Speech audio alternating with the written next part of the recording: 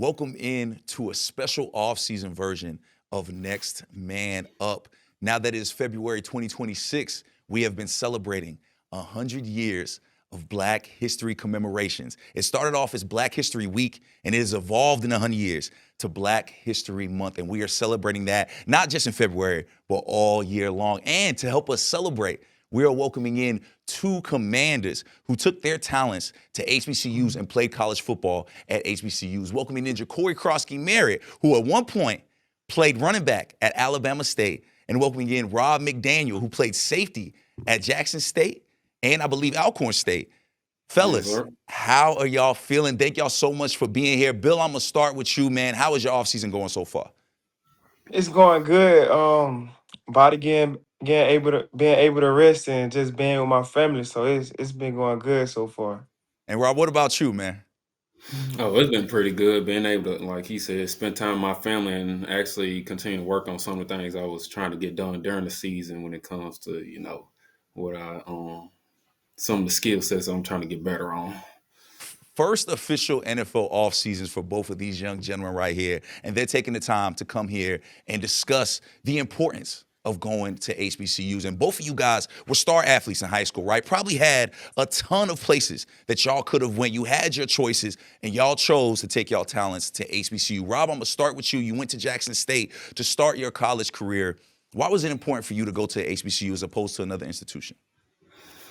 I think for me is because even since coming to the NFL, I just feel as though I always been overlooked no matter what competition I've always gone against. I mean, I've gone against Southern Miss, FSA, SFA, these big schools, and I display what I put out there. So it never matter where I played. It's about what's the product you putting out there. And Bill, what about you, man? You also you played at other institutions, but you did start at Alabama State. You are from Alabama. What made you decide to stay home Mhm. and take your talents to HBCU? So my situation coming out of high school, I had I had no offers, and HBCU offer that was the only one that I ended up having, and Mm. I took it and ran with it. Like I was like, let's go.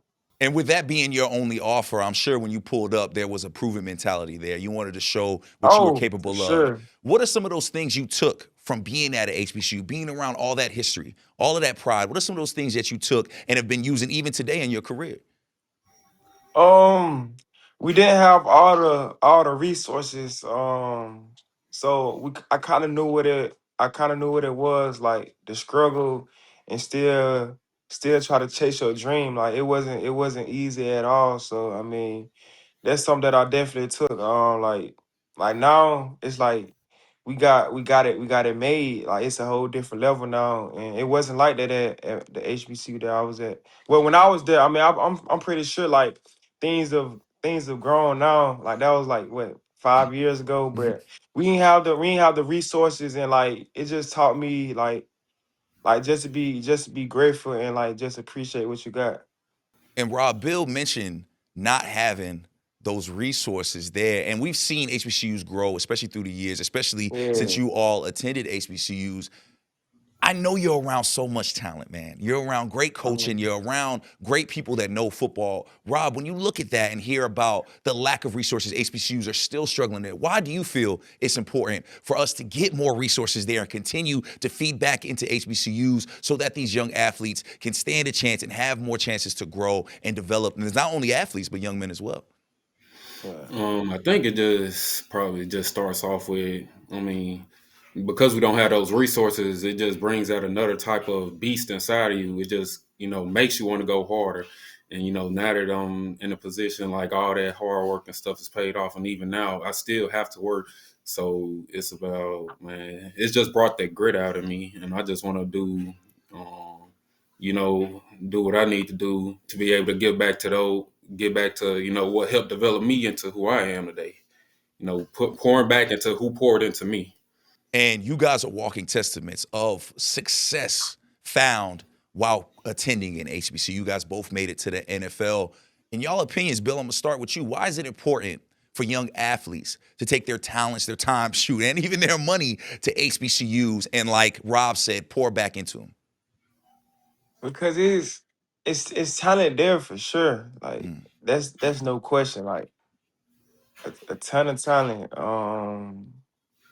And I feel like that's why you should, you know.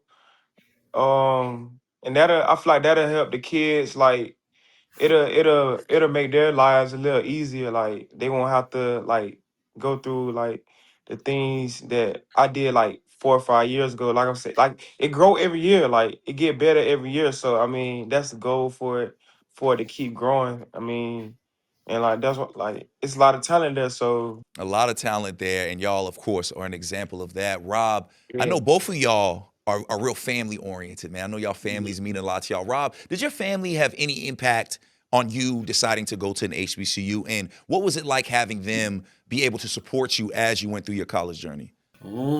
Yeah, my family was definitely a big factor for me. You know, coming out of high school, I only had two offers: Jackson State and a D2 out of Arkansas. So of course I went with Jackson State, and my family they are big Jackson State fans. So for that first year I got there, it was about okay, learning the ropes and everything. But eventually I did see that I need to go help develop myself for my own personal thing that I had to do. Then to come back and finish it all off, it was like I couldn't have wrote the story any better. So it was like, Nah, facts. um, so Oh, we crazy to love say the that. least. And you talk about writing that story. I think we're all happy both of y'all's stories ended up in the Oh yeah. burgundy and gold. And a lot of people, when they meet HBCU people, the first thing that they find out when they meet an HBCU alum is that pride, right? Is that love for their institution. I don't think it's like anything else, that pride that y'all carry. Bill, when you went to Yeah. Alabama State and you saw that pride, that love for oneself, that love for Black excellence, man, how has that affected you not only as a college student, but now as a pro? Oh, it affected me a lot. Like they take that serious. Like the alumni. I mean, I ain't understand it when I first got there, but like as time went on, like they take it super serious. Like our alumni, they come to every game. They have they Letterman jackets on with with their class number and whatever. But yeah, they take it. They definitely take it serious and like those are friends that they have like forever. Like it's guys who come back 30 years and they come to the game and kick it and they just tell us about how they remember like when they was playing, like when they was playing and stuff like that. But yeah, it's like I feel like it's different. Like the culture and like the alumni, like we all stick together and like we take pride in our school. Like I'm pretty sure Rob, you know how like the alumni is, like how Yeah, they got they they are Letterman athletes jackets. They for come sure. they come back and see y'all play or anything. So I mean, it's some that we take serious, you know. And that pride and love is something you see a lot in the DMV, right? Like Yeah, there's so many different HBCUs out here. You see that pride, all of the fun homecomings. Rob, as yeah. somebody that came in, right? I think fans were so excited to hear about you getting a chance as an undrafted free agent because you were coming from an HBCU, because there are those ties there. How has that pride affected you? And also just being out here, because I'm sure you hear all the time from people out here about, yeah, we know you play for the Commanders, but we also know you're an HBCU alum.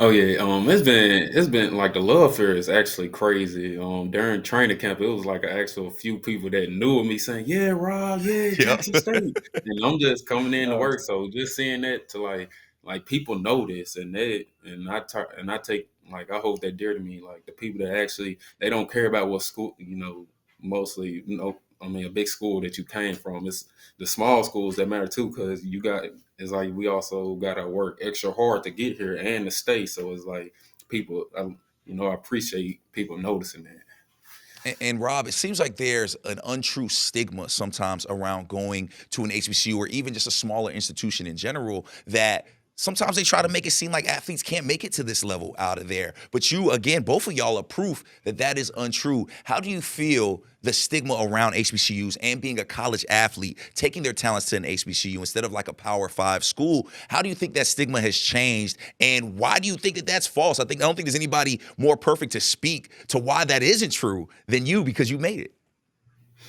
Um, I don't know where the stigma comes from because, like, if we been honest, some of the best players come from HBCUs. You know, Walter Payne and Robert Brazil from Jackson State, Jerry Rice out of Mississippi Valley, Steve McNair out of Alcorn State, Doug Williams, a guy that's in the building that's won a Super Bowl and a Super Bowl MVP, Jimmy Smith, Jackie Slater, and then now our DC, like these are guys like it's been here. So it's like for me, I just want people to stop trying to, I guess you can say, like overlook us, downplay us just because you go to a small school. No, some of the greats come from these places. And you've made that list, bruh. And one day, Rob McDaniel, Bill Croskey-Merritt will be on those lists as well. As people talk about the great people that took their talents to Sure. HBCUs and made it to the NFL. Now, I said at the start, 100 years of celebrating Black excellence, right? And we know February is our month. It's Black History Month. But why is it important, Bill, for us to celebrate Black excellence, not only in February, but throughout the whole year? Because I feel like it's important to celebrate because because we should be proud of like it's a deep background. I mean, it was rough with slavery and like how like we're like progressing like like each year and stuff like that. So it's important because like we all are human and we all are equal and like great. Like so it's important that like that our like success don't go unnoticed. And Rob, with that in mind, when you go to places to talk to kids, whether it's schools, whether it's hospitals, you guys do a ton of community service events, and a kid comes up to you, Rob, and says, you know what? I've been thinking about going to an HBCU. Why should I choose this HBCU over this institution or this institution? Rob, what would your answer be on why a young athlete should take their talents to an HBCU? Well, for him, I'd probably say you don't have to always chase the logo or the status. Find out about the culture. Find out about the people on campus. Like, how is it going to develop you not only into a better player, but also into a better human? Because I feel as though some people try to tend to make football their personality. It's about the people around you that actually help build your character, and so you can be able to say, all right, I'm this as a person. And as people watch y'all, like not everybody has access to you all to just have these conversations and ask these Mhm. questions. But it is no secret that there are strong values and morals that come from HBCU alums that they get while at that institution, not only from their families, but that they also get from the institution itself. When these young fans and these people ask you, what are some of those values you've been able to incorporate not only into your life, but also onto that football field? What are some of those values? For the most part, it'll probably be everybody try to take it with them, especially come from HBCU. It's probably respect. I mean, if you can't show somebody respect, I mean, why should somebody show respect to you? And just being, I mean, you never know what somebody's going through. Always staying positive, encouraging one another, and also just being of service to each other. I mean, because we got, and if we don't got each other, then who got us? Amen. If we don't got each other, who got us? And I just appreciate y'all so much Okay. for taking that time to have this conversation. Bill, did you want to add to that? Yeah, I can say like we all we got for sure. Just piggyback off what he said, and that's kind of it for real.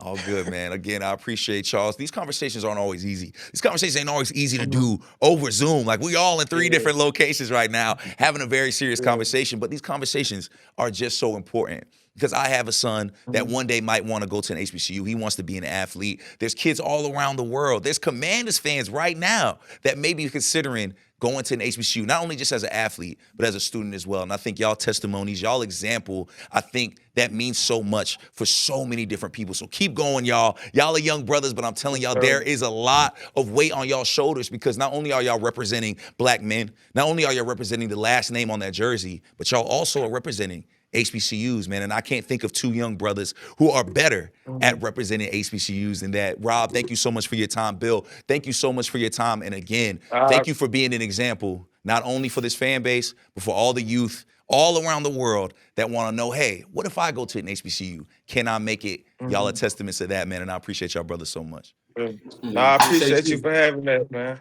No doubt, no doubt, man. I appreciate y'all. Next time we got to get Yes, y'all sir. in the studio so we can really Man, sit let's do and it. chop this up. Oh yeah, we definitely Let's can. do it. For sure, man. Appreciate y'all so much, man. Thank you. Enjoy y'all first official NFL off season. This has been a special Black History Month version of Next Man Up as we celebrate 100 years of celebrating Black excellence. And we will continue to do that not only in February, not only in 2026, but every time we step out of the house. Brothers, appreciate y'all so much. And I'll be seeing y'all soon here when we back at training camp.